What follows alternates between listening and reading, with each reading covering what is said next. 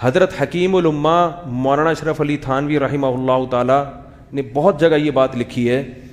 فرمایا کہ گھر میں عزت اور محبت چاہتے ہو تمیز سے تو بیوی کے لیے الگ گھر کا انتظام پہلے کرو, شادی بعد میں کرو. بہت خطرناک باتیں کر رہا ہوں میں, اور خواتین سے کہوں گا اگر میاں کی آمدن اتنی نہیں ہے تو گزارا کر لو. ان سے تو میں یہی کہوں گا بھائی گزارا کر لو, لیکن عافیت اسی میں ہے کہ الگ گھر میں ان کو بولو بھائی رکھا جائے. بڑے مسائل ہیں, بڑے مسائل ہیں. تھوڑے دنوں میں نا آپ کو یہ پتہ ہی نہیں چلے گا کہ غلطی ہے کس کی, پتہ ہی نہیں چلتا کہ اماں کی غلطی ہے, بہنوں کی غلطی ہے یا بیگم کی غلطی. پاگل ہو جاؤ گے تھوڑے, سر کے بال بالکل. تو بہتر یہی ہے اگر اللہ نے گنجائش دی ہے بولو بھائی الگ رکھا جائے. ماں کے ساتھ اگر رہنے والا کوئی نہیں تو ماں کو اپنے ساتھ رکھ لو, ٹھیک ہے نا, اور صبح شام ان سے جو بھی وہ. لیکن میں تو ابھی تو جلدی جلدی نمبر وار بتا رہا ہوں. خواتین کی آزادی میں سب سے پہلے کیا ہے, جو ایک ظلم ہوتا ہے سسرال میں, اکثر تو نہیں کہہ سکتے, بہت ساری جگہوں پر ہوتا ہے, اس ظلم سے نجات کا طریقہ کیا ہے, الگ گھر کا بولو نا بھائی انتظام, الگ گھر کا انتظام. دیکھو میں اپنی مثال دینا مناسب تو نہیں ہے, میں نے جتنی بھی شادیاں کی ہیں ہر زوجہ کو الگ گھر کا انتظام میں نے پہلے کیا ہے, شادی بعد میں کی. مجھے بہت سے لوگوں نے کہا ایک جگہ رکھو, تو میں نے کہا میں خود کہاں رہوں گا پھر. ایک جگہ اگر میں سب کو رکھوں گا تو یا تو میں ہیلمٹ پہن کے گھر آیا کروں یا گھر آنا ہی چھوڑ دوں, ٹھیک ہے. تو یہ فالتو کی باتیں ہوتی ہیں, کیونکہ کوئی بھی کسی پہ حاوی آ کے ظلم کرے تو آپ کو کیسے پتا چلے گا ان میں ظلم کون کر رہا ہے, مظلوم کون ہے. یہ فیصلہ کرنا ممکن ہر جگہ ممکن نہیں ہوتا. تو بہنوں سے تو الگ ہی رکھنا ہے. زیادہ ہے تو کون ہے, ماں ہونی چاہیے. بہت زیادہ ہو گیا تو کیا, ماں ہونی چاہیے.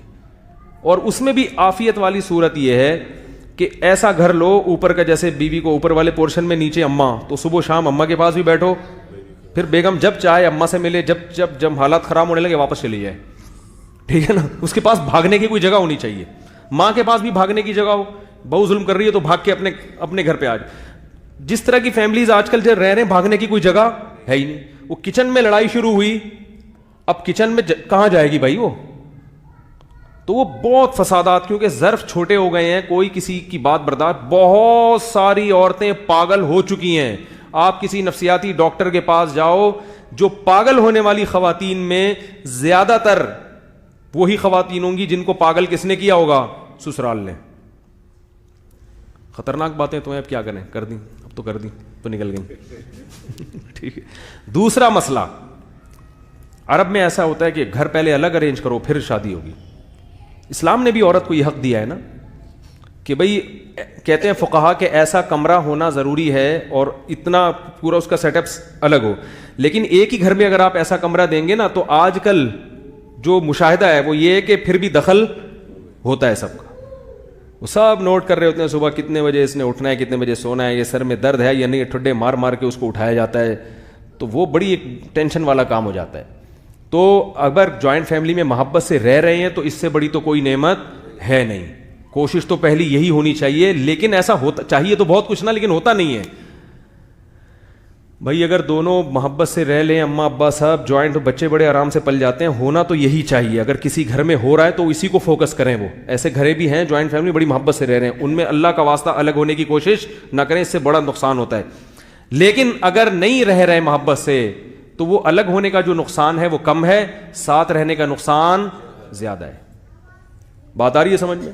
ایک صاحب میرے پاس آئے کہ وراثت تقسیم کر رہے ہیں ہم لوگ, ہم 3 بھائی اسی گھر میں رہیں گے اور 2 بھائی الگ رہیں گے.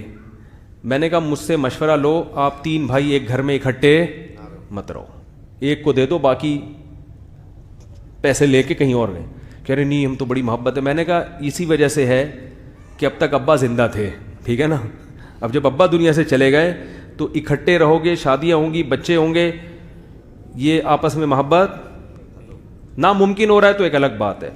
یا اگر محبت سے واقعی جو 100 میں ایک جوڑا ہوتا ہے جو محبت سے رہتا ہے تو ٹھیک ہے, لیکن عموماً ایسا ہوتا نہیں ہیں کیونکہ لوگ واقف نہیں ہوتے. دیکھو میرے شیخ حضرت مفتی رشید احمد صاحب کے بیٹے تھے, حضرت نے جب ان کی شادیاں کی نا, اسی گھر میں جوائنٹ فیملی تھی, حضرت نے فرمایا اپنے بچوں سے, اپنے بیٹوں سے, اتنے بڑے سیٹ اور کتنے مالدار تھے ہمارے حضرت اور کتنے سخی تھے, بچوں سے کیا کہہ رہے ہیں کہ اپنے کمروں میں میٹر لگاؤ, بل آئے گا تو تم دو گے. اب یہ معاملات کی صفائی ہے, بل آئے گا تو کون دے گا, کیونکہ یہی تو جھگڑے ہوتے ہیں. ایک آدمی صبح سے شام استریوں پہ استریاں کر رہا ہے, ٹھیک ہے نا, ایک نے سارا پانی کھینچ لیا نل کا کھول کے, 1 گھنٹے سے واش روم سے باہر ہی نہیں نکل رہا. دوسروں کو تکلیف ہوتی ہے, یار سارا ٹینکی میں پانی چڑھایا تھا, یہ تو منجلے بھائی نے یہ تو سروس اسٹیشن کھول لیا انہوں نے گھر میں, یہ تو اپنی سروس کروا رہے ہیں باقاعدہ. اب آپ اس کو بولو گے یار تم سارا پانی تم نے ٹینکی میں کھینچ لیا, موٹر چل چل کے سارا پانی, ہمارے پاس پانی نہیں بچا, تو وہ کہے گا چھوٹے ہو کے بڑے پر کیا کر رہے ہو, آرڈر چلا رہے ہو. وہ نصیحت تھوڑی مانے گا. تو پھر اتنا ظرف ہی نہیں ہے کہ کس کے حقوق کیا ہیں. ایک صاحب نے ایسے ہی ٹینکی بنوائی اور وال لگا لیا اپنے, وہ جب چاہیں پورے بھائیوں کا وال بند کر دیں, اور جب چاہیں اس پہ پھڈا ہو گیا ان کے یہاں کہ یار ہمیں بھی پانی چاہیے ہوتا ہے تو تم سے ہم گزارش کرتے ہیں, وال کھلے گا تو پانی آئے گا. تو چونکہ ظرف ہی نہیں ہے, لوگوں کو پتہ ہی نہیں ہے دوسرے کے حقوق کیا ہیں, ایک بھیڑ چال چل رہی ہے, تو وہ پھر آپس میں نتیجہ کیا نکلتا ہے.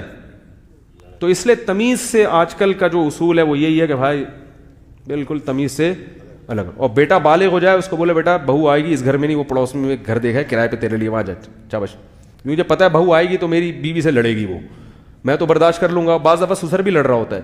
تو اس لیے عقل مندی کی بات یہ, مولوی تھانوی فرماتے ہیں ہماری جب ابا نے شادی کی, ابا نے بولا گھر الگ, وہیں آ جایا کریں گے بہو سے ملنے کے لیے, تم لوگ بھی آ جایا کرنا اچھے بچوں کی طرح. تو یہ عافیت آج کل اسی میں.